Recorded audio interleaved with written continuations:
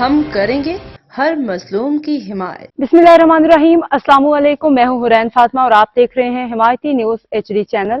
نظر ڈالتے ہیں آج کی اہم خبروں پر۔ علاقہ مکین محمد خان ذیشان سے اپیل، پوڈریوں کے خلاف فوری کارروائی کا مطالبہ۔ محمد خان ذیشان کے علاقے کے مکین سخت پریشانی کا شکار ہیں۔ انہوں نے محمد خان ذیشان سے اپیل کی ہے کہ وہ ان کے مسائل حل کے لیے فوری ایکشن لے۔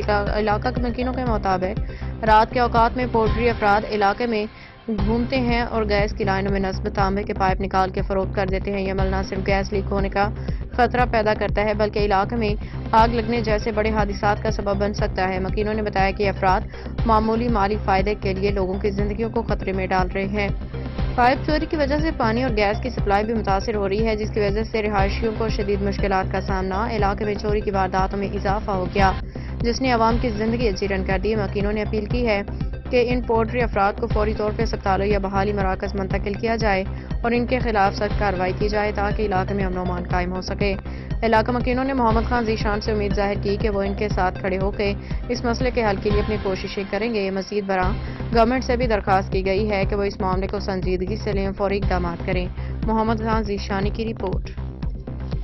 اب تک کے لیے اتنا ہی۔ مزید خبروں اور اپڈیٹس کے لیے دیکھتے رہیں حمایتی نیوز HD چینل۔